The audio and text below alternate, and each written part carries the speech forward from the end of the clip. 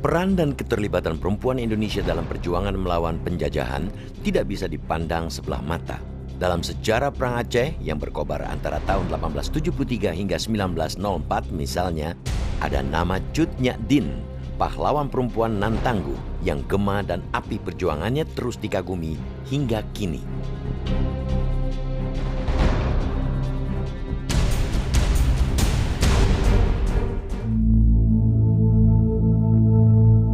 Inilah kompleks pemakaman keluarga Bupati keturunan Prabu Geusan Ulun, Makam Gunung Puyuh.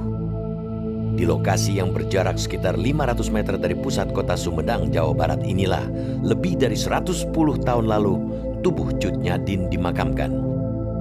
Cut Nyak Dien dibawa ke Sumedang pada 11 Desember 1906 dalam status sebagai tawanan titipan pada Bupati Sumedang, Pangeran Surya Atmaja. Dalam kondisi tubuh yang telah renta dan menderita penyakit encok dan rabun, pahlawan Perang Aceh ini harus menjalani masa-masa akhir hidupnya di sebuah tempat pengasingan. Surya Atmaja memerintah memohon untuk supaya Cut Nyak Dien ini tidak dibuang keluar jauh dari Sumatera. Jadi pada saat itu diminta untuk dialihkan ke Sumedang. Dan di sini beliau dititipkan kepada keluarga. Karena Cut Nyak Dien seorang ulama, ya, perempuan ustazah juga, mungkin dititipkan kepada keluarga kaum. Saat dibawa ke Sumedang, tak ada harta yang bisa dibawa pejuang renta itu, selain sehelai baju lusuh yang menempel di badan, tasbih, dan sebuah periuk nasi dari tanah. Menurut juru kunci penjaga makam Cut Nyak Dien, Dadang Rusnandar Kusumah, akhir masa hidup Cut Nyak Dien di Sumedang dihabiskan di rumah Haji Sanusi, kakek buyutnya. Cut Nyak Dien dibuang ke Sumedang pada tahun 1906 yang mengantarkan ke sini jenderal Belandanya sendiri bernama Van Hertz dan diterima oleh Bupati Sumedang oleh Pangeran Arya Surya Atmaja.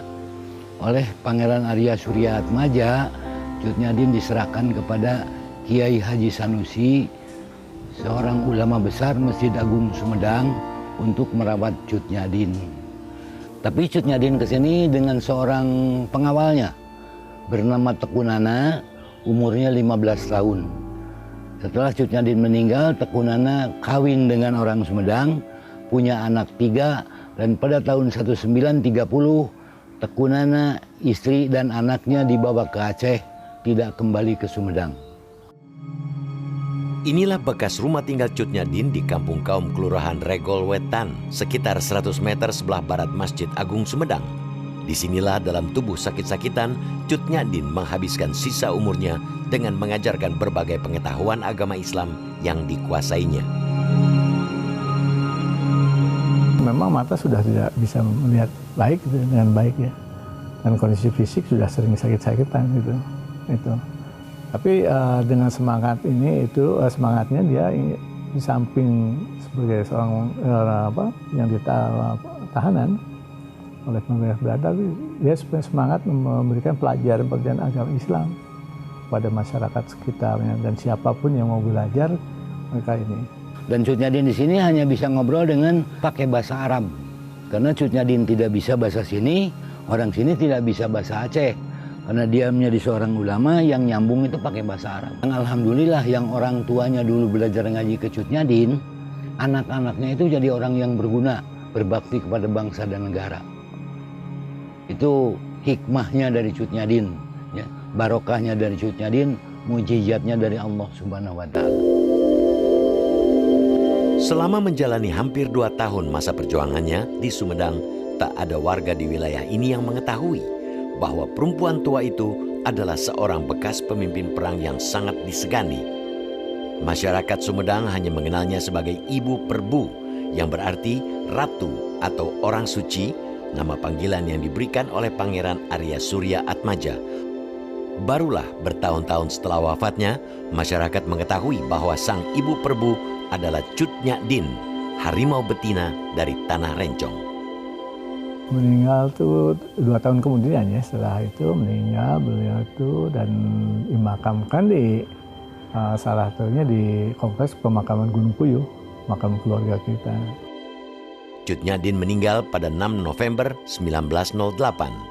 Pahlawan perempuan itu dimakamkan jauh dari tempat kelahirannya tanpa upacara kebesaran dan dihadiri para pelayat yang tak mengenal siapa dirinya. Yang saya harus perankan itu, kenapa beliau almarhum sebagai anak ule balang yang hidup sebetulnya sebagai keluarga bangsawan ya, yang hidup enak, nyaman di zaman kolonialisme, tapi kok menanggalkan semua atribut-atribut kebangsawanannya dan dengan hidup nyamannya itu untuk bergerilya.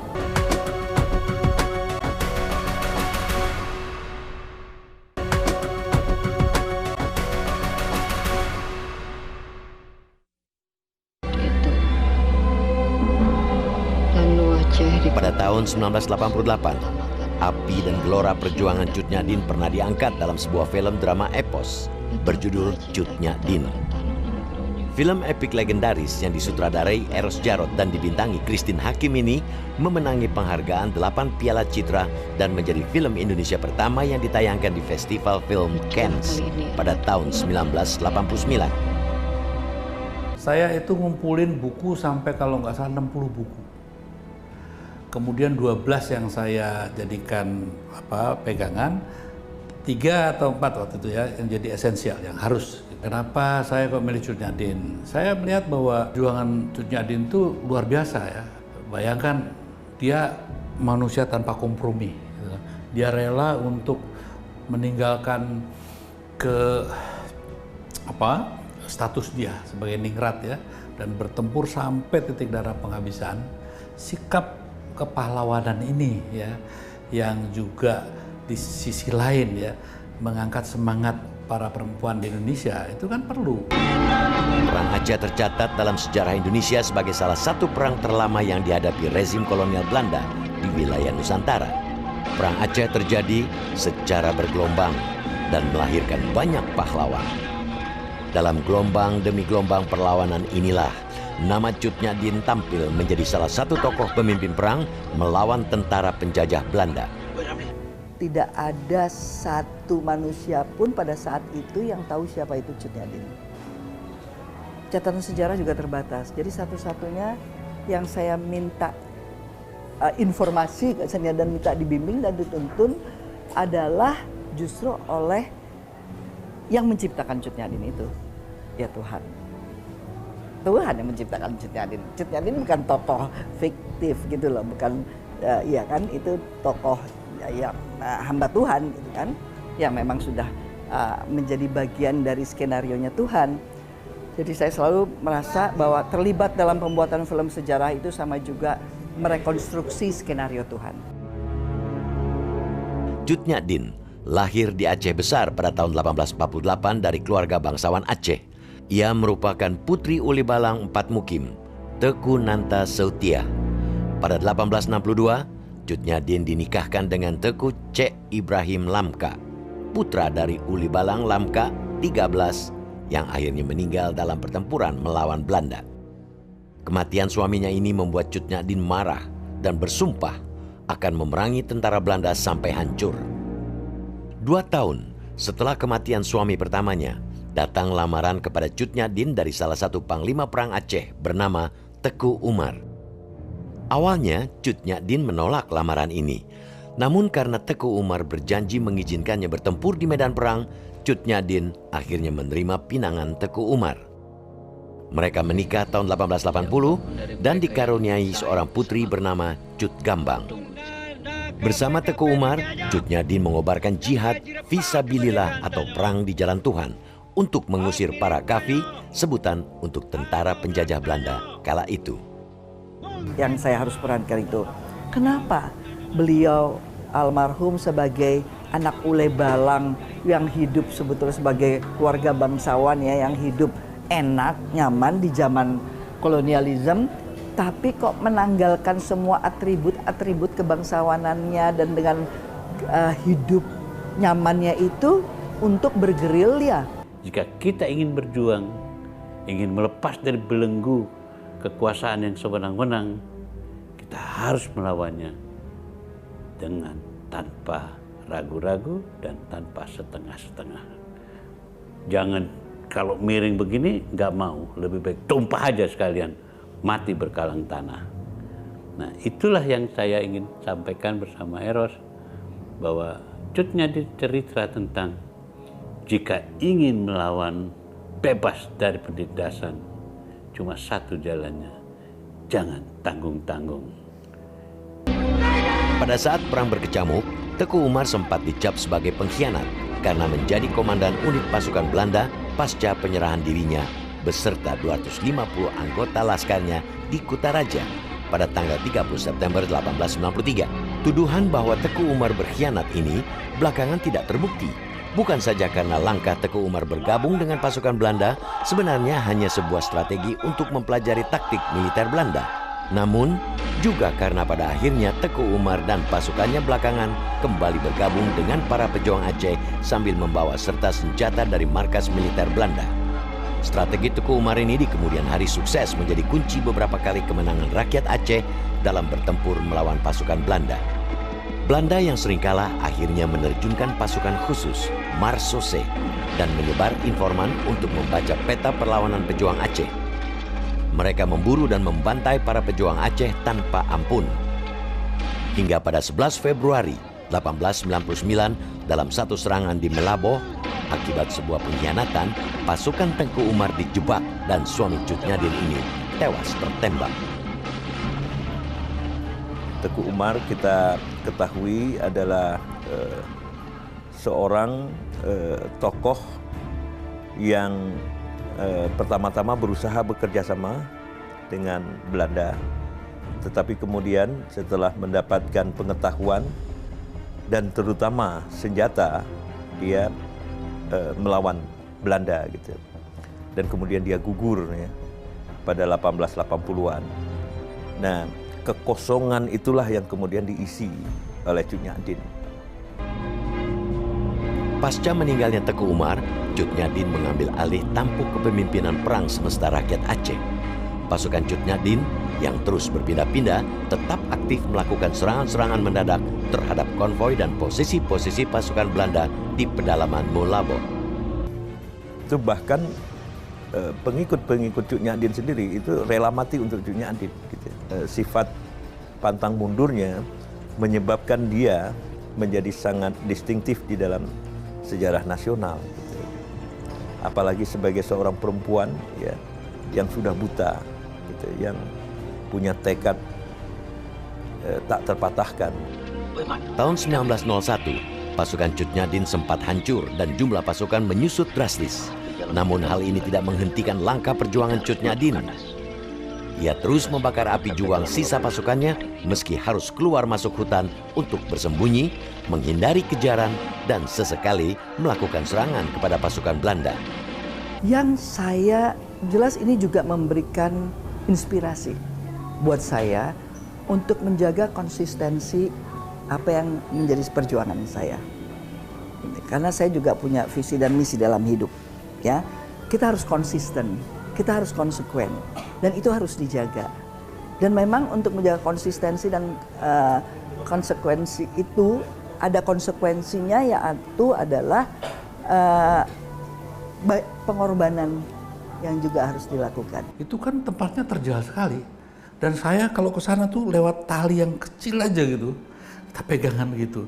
Ini perempuan dengan segitu yang sudah agak renta masih mau keluar masuk hutan. Itu kan satu sikap yang luar biasa. Dan keduanya, dia juga ketegasan memimpin dan ketegasan untuk tidak menyerah. Ketika senjata tidak lagi bisa dimanfaatkan karena kalah ya secara teknikal dengan senjata. Nah, ulama-ulama kemudian menciptakan ideologi perang melalui rumusan-rumusan keagamaan. Itulah yang disebut dengan Hikayat Perang Sabi. Nah, Hikayat Perang Sabi itu adalah isinya menyatakan bahwa perjuangan ini, perjuangan melawan Belanda itu adalah perjuangan suci, bahwa dunia itu tidak ada artinya, bahwa kalau kamu gugur, ya, itu kamu akan mendapatkan hal yang jauh lebih baik daripada yang kamu peroleh di dunia gitu. Kemudian menjadi motivasi perang bagi rakyat Aceh. Pengaruh hikayat Perang Sabil yang mendarah daging dari generasi ke generasi di hati banyak masyarakat Muslim Aceh ikut membakar semangat Cut Nyadin dan anak buahnya untuk terus bertempur melawan pasukan Belanda. Cut Nyadin tetap melanjutkan perjuangan. Ya, walaupun Belanda tambah hebat, ya, kekuatan Belanda tambah hebat, dia tetap berjuang. Sampai akhirnya para pembantunya sudah nggak tahan lagi.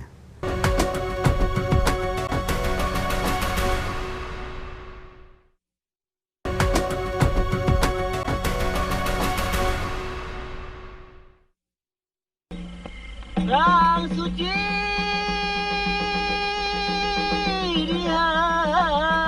Hikayat Perang Sabil yang sering diucapkan Cut Nyadin menjadi bahan bakar dan senjata ideologis terampuh bagi keberlangsungan semangat jihad para pengikutnya dalam meneruskan perjuangan melawan penjajahan. Lebatnya hutan rimba, curam dan terjalnya tanah berbukit, teriknya panas dan derasnya hujan seolah bukan halangan bagi Cut Nyadin untuk terus bertempur menghadapi pasukan Belanda. Seorang Cut Nyadin adalah kolega batin dari seorang Diponegoro. Ya? Jadi fundamental dari sistem kolonial adalah kekerasan. Dan ada satu sistem kekejian, ada satu sistem di mana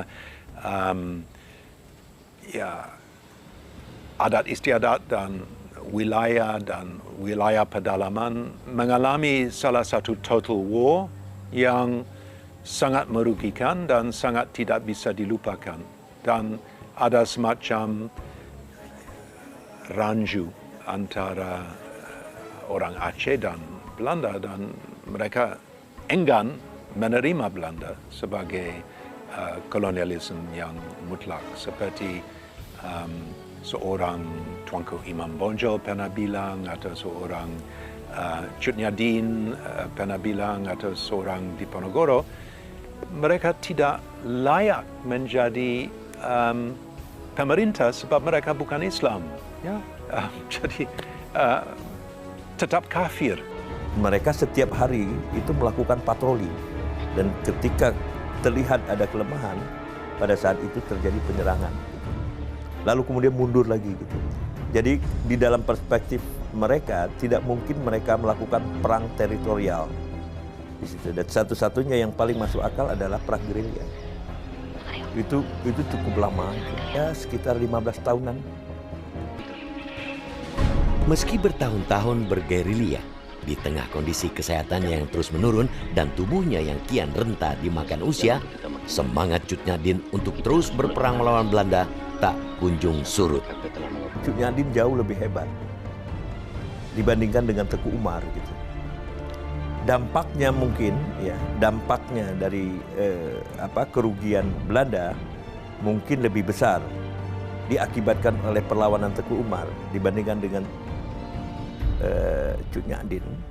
Tetapi ya, kalau dilihat dari keteguhannya, konsistensinya, itu Cut Nyadin tidak ada taranya. Dia memaksamu untuk tinggal bersama. Di tengah gerilya yang terus dikobarkan, Pang Laut, salah seorang pengikut setia Cut Nyadin yang kasihan dengan kondisi kesehatannya, diam-diam membuat kesepakatan dengan Belanda untuk menangkap perempuan pejuang Aceh ini. Tujuannya agar Cut Nyadin bisa menjalani perawatan. Cut Nyadin tetap melanjutkan perjuangan. Ya, walaupun Belanda tambah hebat, ya, kekuatan Belanda tambah hebat, dia tetap berjuang. Sampai akhirnya para pembantunya sudah nggak tahan lagi. Tidak tahan bukan berjuang, tapi nggak tahan melihat penderitaan Cut Nyadin. Dia sudah hampir buta. Atas informasi Pang Laut, pada tanggal 16 November 1905, tentara Belanda menangkap Cut Nyadin di tempat persembunyiannya. Untuk menjauhkan dirinya dari rakyat Aceh, Cut Nyadin kemudian diasingkan ke Sumedang, Jawa Barat.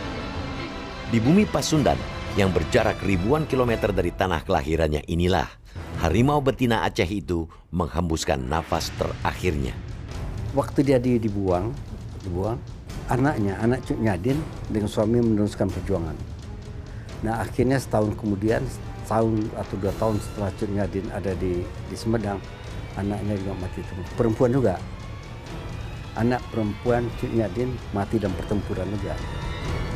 Perjuangan heroik Cut Nyadin menerbitkan rasa takjub para pakar sejarah asing yang meneliti Perang Aceh.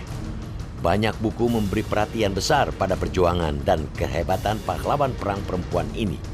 Dan sejarah rakyat Aceh tercatat memiliki banyak grandes dames atau perempuan-perempuan hebat yang memegang peranan penting dalam berbagai sektor kehidupan. Hal ini menunjukkan sejak lama banyak perempuan Aceh telah teremansipasi jauh sebelum gerakan emansipasi banyak dibicarakan. Jadi dia sebuah lilin, kayak lilin tuh ya. Sikapnya itu yang sudah kayak lilin.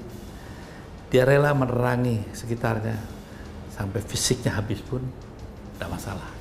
Sikap lilin ini sebenarnya sikap kepahlawanan itu kita lihat dari filosofinya di lilin tadi itu ya. Dia sanggup menerangi, mau rela menerangi walaupun harus dia fisiknya hilang, habis, hancur dan lenyap.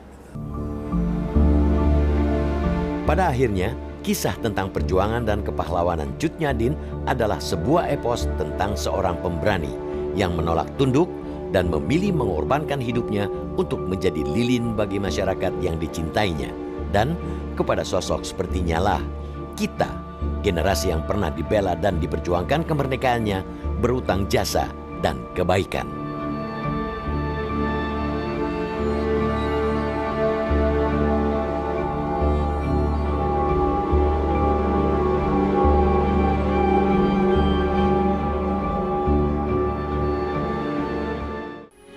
Metro TV, knowledge to elevate.